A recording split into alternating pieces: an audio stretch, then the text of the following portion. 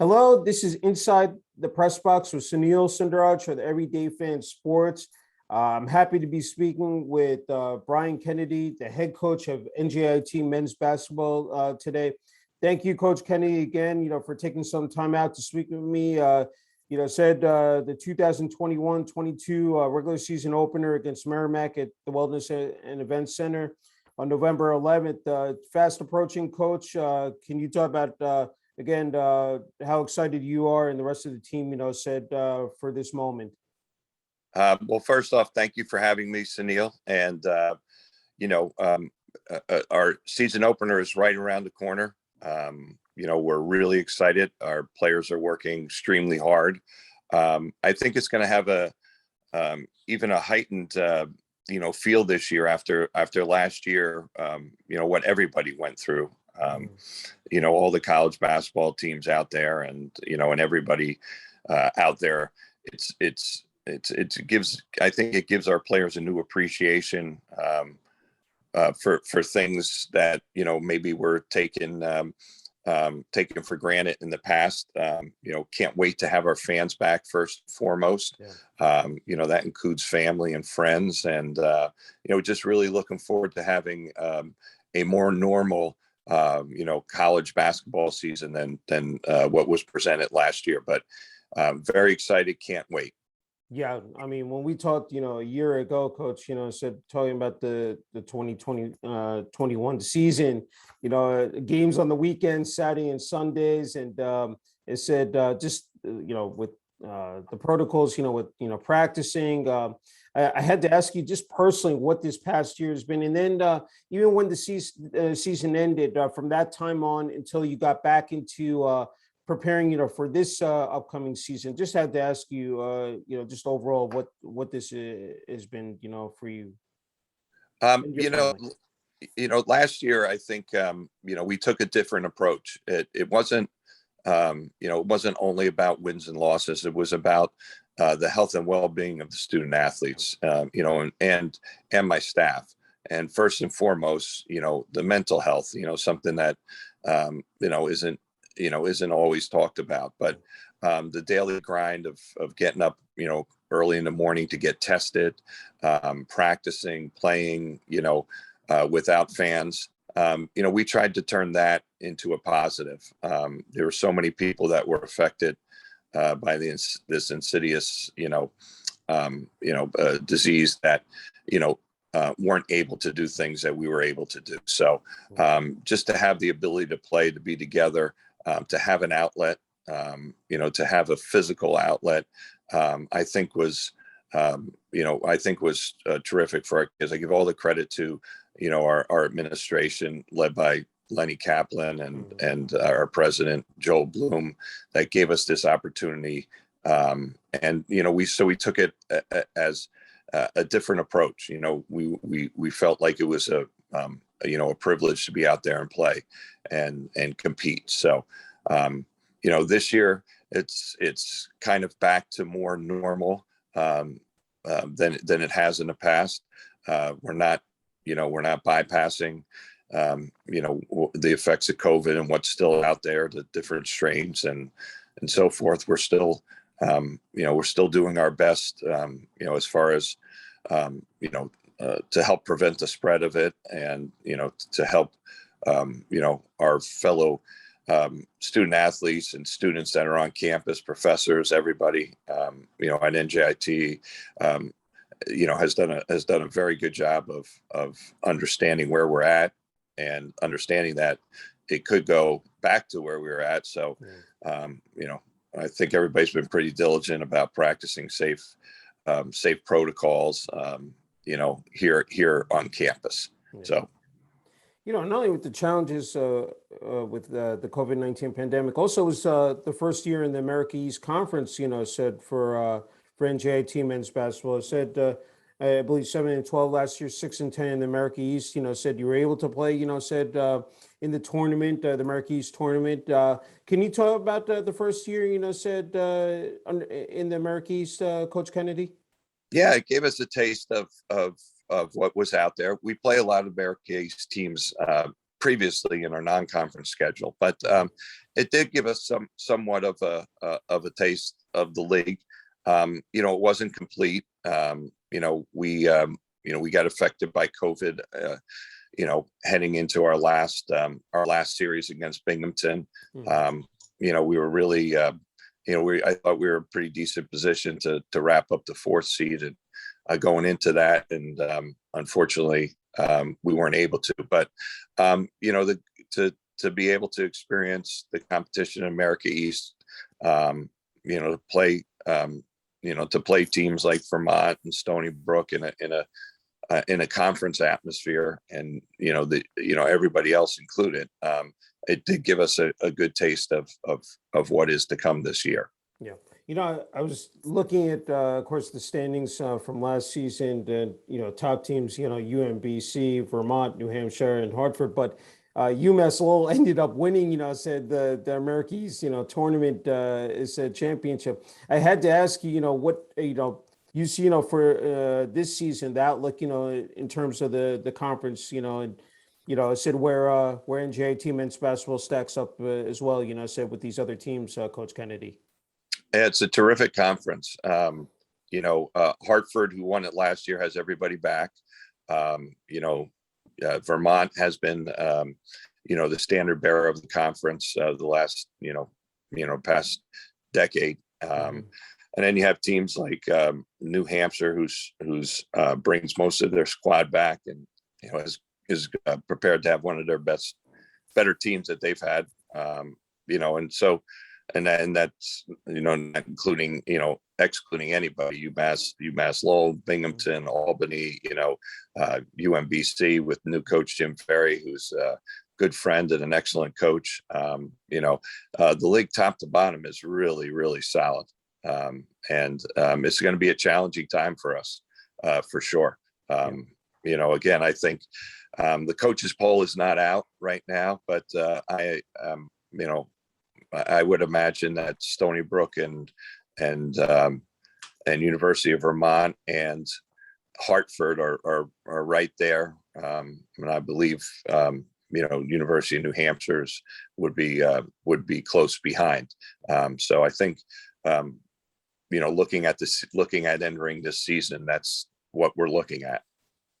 Okay, let's talk about this year's team and roster. As said, there are a number of players that have left. You do return a number of players.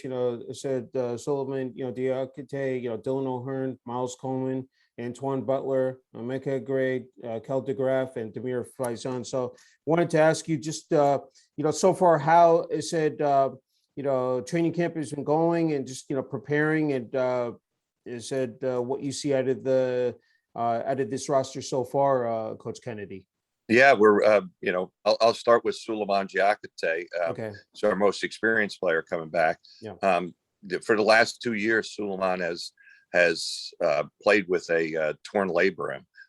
After he got hurt his sophomore year, and the doctor's recommendation was not to have surgery.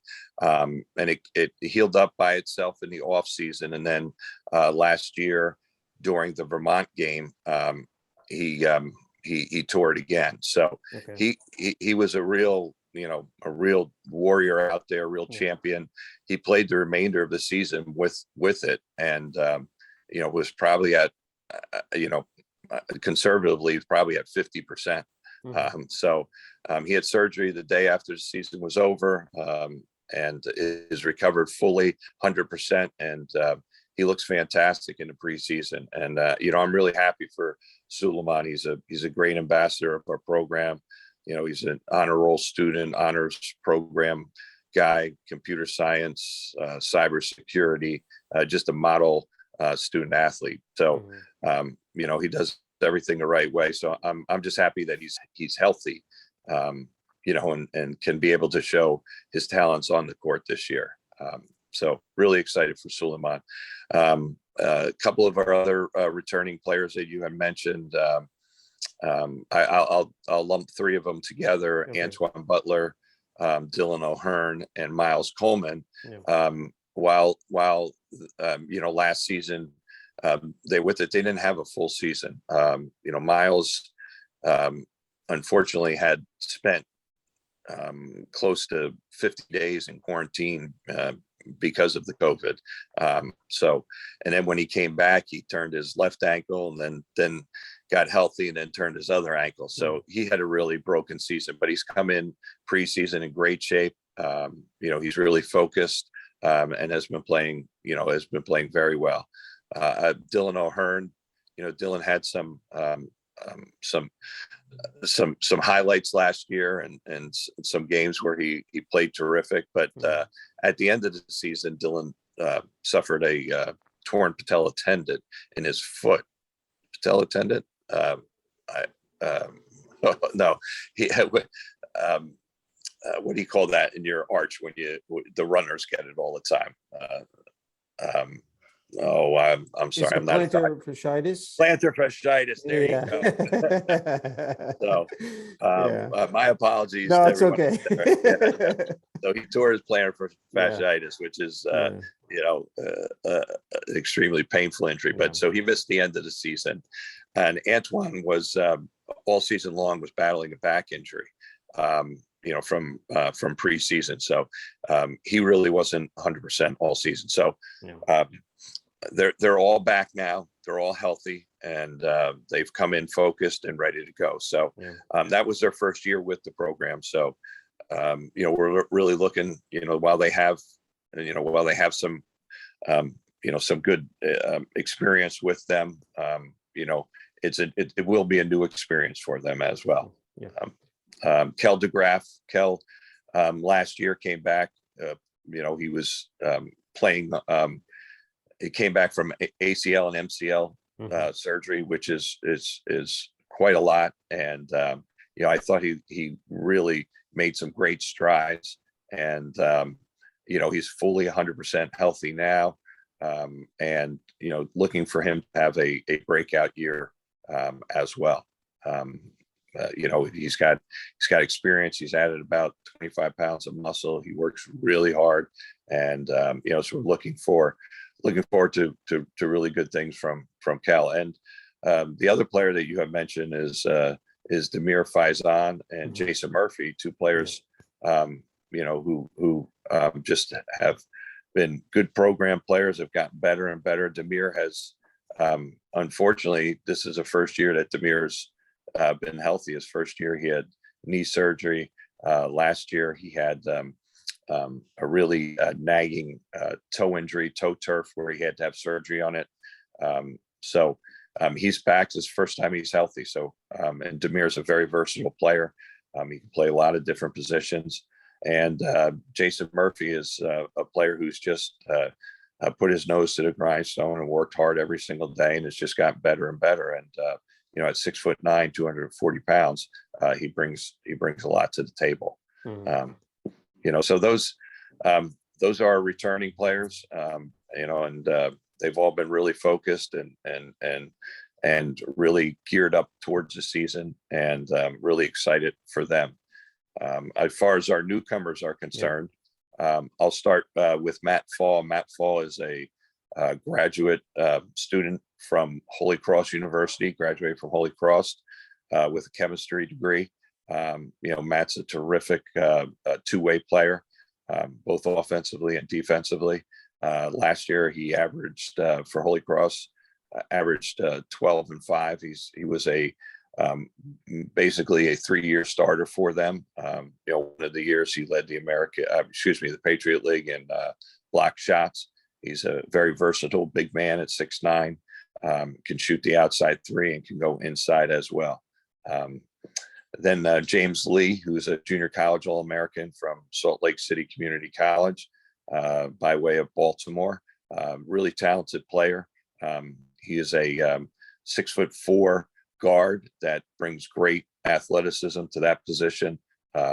One of the better defenders in the country. He should be one of the better defenders in the America East this year. And really looking forward to what James can bring to the table. Then we have 3 freshmen. We have a player by the name of Keyshawn Mason. Keyshawn comes to us from out in Kansas City area. played last year at Bella Vista Prep. 6'9", 240-pound player. He's got a 7'2" reach, and has got a tremendous upside. Really excited. Keyshawn has been playing great in the preseason, and looking for big things from him in the future. Our other two freshmen are Ayal Nankin, who comes to us from Israel. Ayal is an experienced player. At 6'7", he can play the 3-4 position for us. Very good outside shooter. He's got great experience playing against older players, and is a very versatile player. And our last newcomer is Jacob Manson, 6'7", 6'8" guard from Sweden. Just a really talented player. A player his size, you don't usually have the guard skills that he has, and he's a student athlete that just really wants to get better, really works hard, and again is a versatile player. So as you can see, we have a lot of players with a lot of height and versatility. This will be our biggest team as far as height is concerned that we've ever had here at NJIT.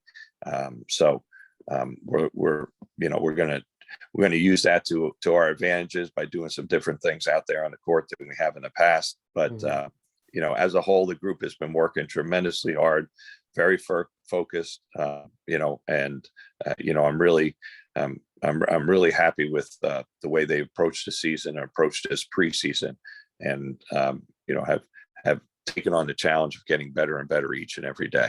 Yeah, and you have said the first class facilities there, strength and conditioning, said at the Wellness and Events Center, and practice facilities, Coach Kennedy as well. Yeah, it's great. I mean, I keep telling everybody every time I get somebody here that's seen it for the first time, gets blown away. Yeah. It's a $125 million facility. It's really one of the nicest on-campus facilities that there is in the entire country. And again, all hats off to Lenny Kaplan, our athletic director, and Dr. Joel Bloom, our president, who quite literally built the building. So, and it really is.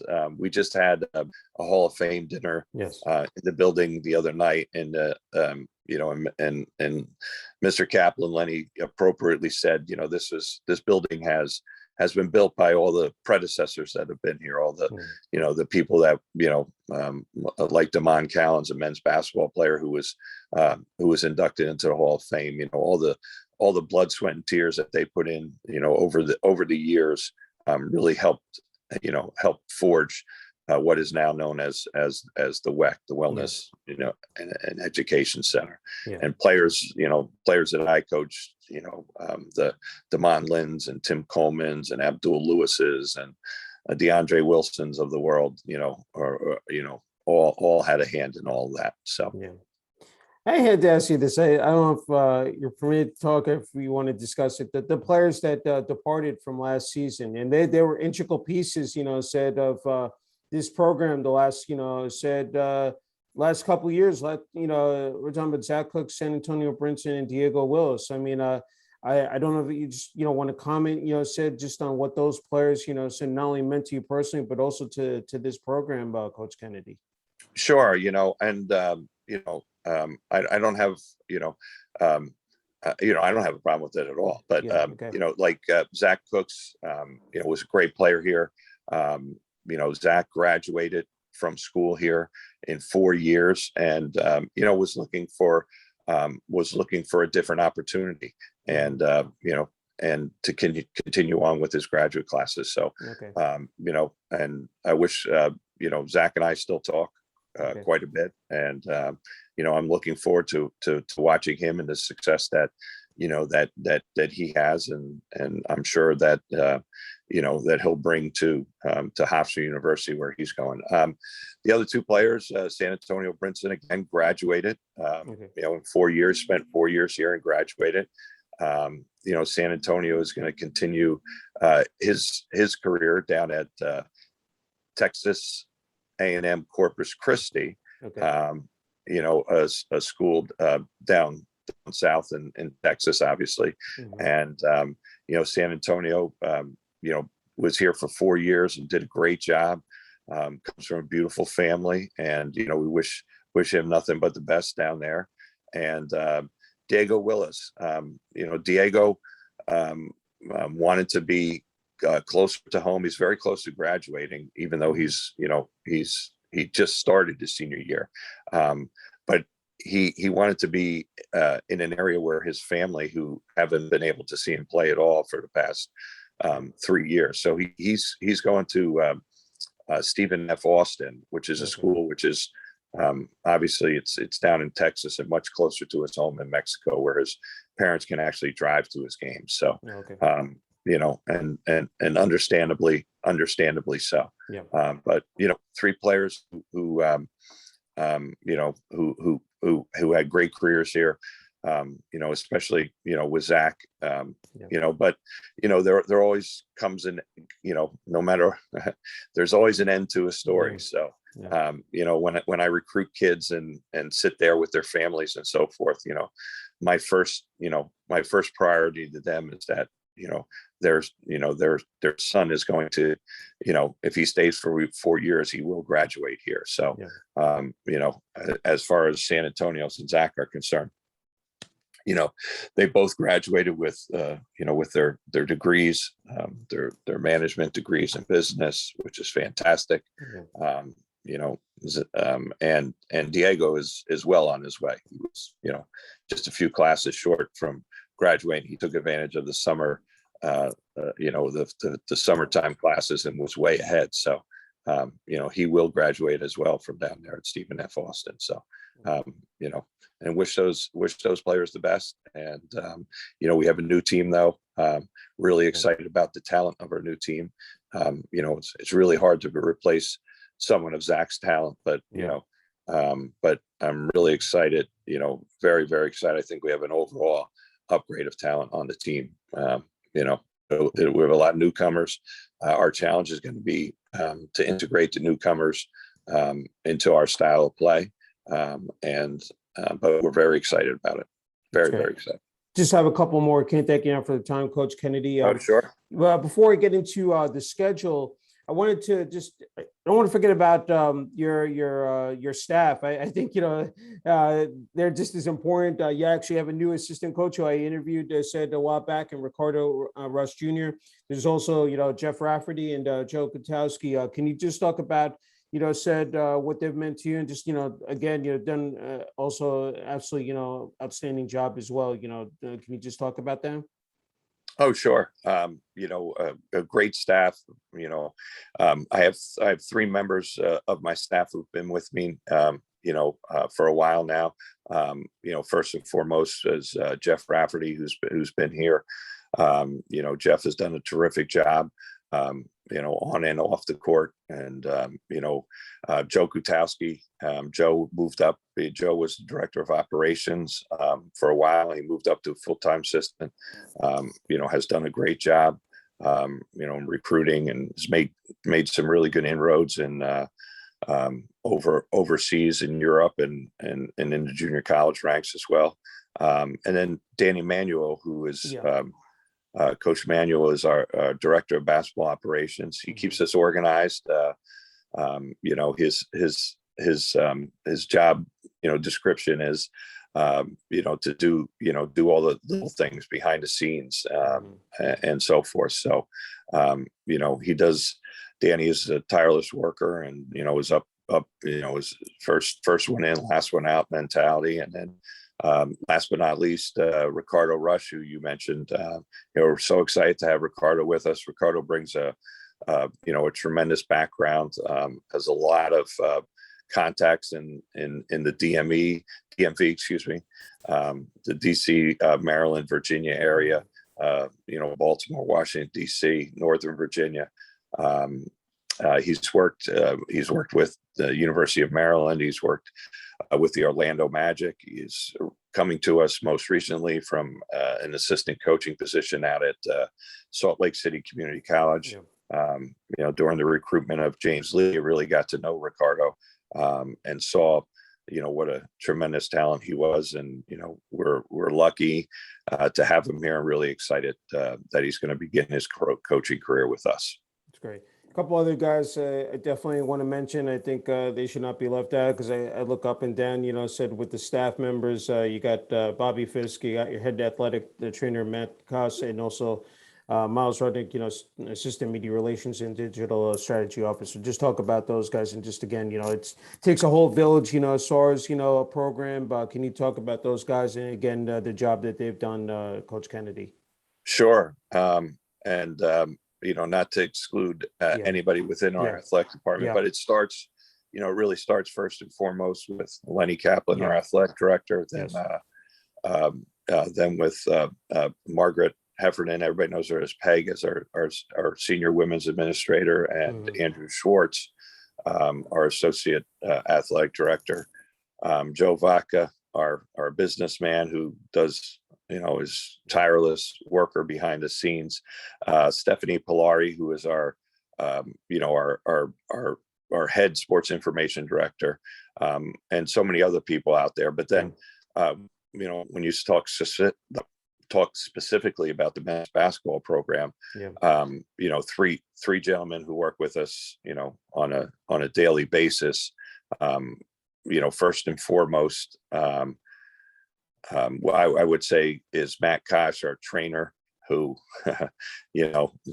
these days, he wears a million hats, but, keeping our players safe and healthy, and Matt has been at NJIT has really grown into his position, took over as a head trainer as a young, young professional, and has really grown into his position.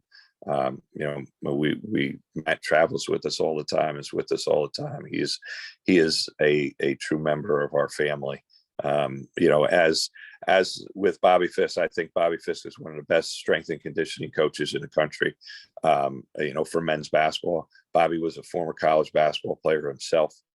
He does a great job with getting our players not only strong, but getting them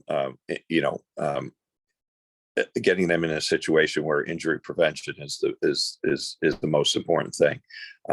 And again, we're not a huge institution, so Bobby wears a lot of different hats as far as, making sure our guys are getting the right sleep, eating right, doing everything. So, Bobby's and his crew, especially his top assistant Drew, are great with our players. Then Miles Rudnick, is with us, on a daily basis. You deal a lot with Miles, Sunil, so what kind of person Miles is. He's a great, I think first and foremost, he's a great fan. He loves the sport, loves the university, loves the games, and we're happy to have him on board. He travels with us as well, and I think he does a great job as far as our student athletes are concerned, helping promote them and get their stories out there, and has a very nice way with them, with the players, and the players, especially the veteran players who have worked with them, more so than the newcomers, but they will understand when they get to work with Miles how good of a job that he does. So we're really blessed to have those three people with us on a daily basis. Matt Koss, who's aces as a trainer, Bobby Fisk, who I think the world of as a strength and conditioning coach, and Miles Rudnick. So it's an extension of our administration that we're able to have three people like that within our program. Yeah, no, definitely. Looking at the schedule here, and what's so great is that a lot of local teams, I said NJIT will be playing here. St. John's, Wagner, Army, FDU, Rutgers. I just wanted to ask you about that, Coach Kennedy. Yeah, we'll always play a local schedule, Sunil. It doesn't, it just makes sense for us logistically and otherwise, to play, to play the local teams like that. As far as some of our up games, whatever you want to call them, I prefer to call them up games. When we go out, we step out, we play, play some of the teams in the Power 5 conferences. We wanted to keep those local this year because we didn't know what COVID was going to bring. So, we're playing Rutgers and St. John's and UMass, as local, and then we are heading out to Northwestern to face them. But we're really excited about the schedule. It is a challenging, non-conference schedule. The goal is obviously always to prepare for your conference play, and I think each one of the games gives us a unique building opportunity to help prepare us for the America East. But very excited, excited to play Army, FDU, Lafayette, all the schools that are on the schedule, Wagner, really excited to play. To play that schedule. A lot of, I know Wagner's, one of the favorites in the Northeast Conference this year. Army, I think Jimmy Allen does a great job there with his Army team, always tough to play. Fran O'Hanlon is the dean of coaches in the Patriot League, and he's got a very good Lafayette squad back.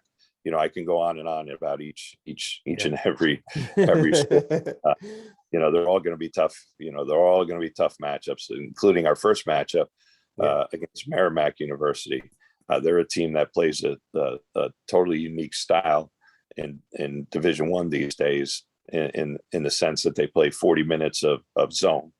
Not a lot of teams do that out there. So it's been an interesting preparation in the preseason.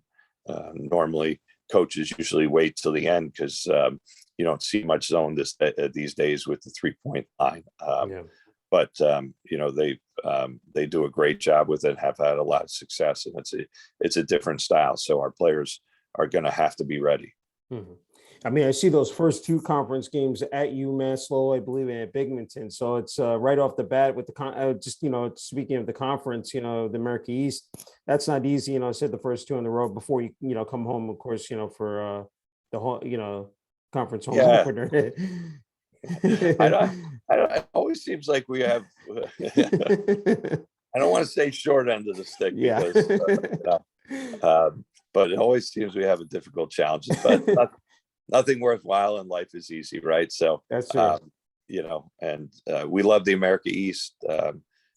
Matt Bork, who heads up the men's basketball side of it, does a fantastic job with the scheduling. So, our new commissioner is in place. So, we're just excited to get the season started. And, that just means, if we start on the road, that means, if we can get 2 more home games after the fact. So. All right, Coach Kenny, I'm going to have you have the last word. If there's anything I've left out here, and then if you want to add something, for, the fans, the people out there, who are going to watch this, for NJIT men's basketball now here in the state of New Jersey, aka the Garden State, and across the country as well. First, I want to thank you, Sunil, for having us here. And, as far as, for the fans out there, would love to get some new fans just to come by to see the WEC and to see the brand of basketball that we play. We have NJIT is one of the top 50 public universities, in the world. We are one of the elite academic institutions out there. And I think people who are fans of college basketball and basketball alone would be tremendously surprised and blown away by just taking the time to come in. It's a great, affordable family day. You'll see real tremendous student athletes out there competing for the love of the game. It's a great brand of basketball, and you get to do it get to see it in a $125 million brand new facility. So for the fans that know and are returning fans, we love you. Can't wait to see you again. And, I keep telling everybody, spread the word, spread the word, spread the word. So, hopefully somebody out there who's listening or watching has not seen NJIT and takes me up on it, and brings their family or friends, or even comes alone to watch watch some great college basketball. Our home schedule is loaded with some great teams, and our conference, the America East, is a tremendous conference, and I think you'll see great college basketball, Division I, really competitive basketball out there. So hopefully we'll get some new fans out there. Returning fans, can't wait to see you. And I'm really excited about our team. We're a young team growing, and I think we have a great foundation laid for the future. Sounds good. Coach Kenny, again, a true honor and privilege to interview you. Thank you so much. And, wishing you and the rest of the team, as well as the coaching staff, all the best in the 2021-22 regular season. Sounds great. And looking forward to seeing you at a practice, Sunil. Thank you. Anytime. Thank you.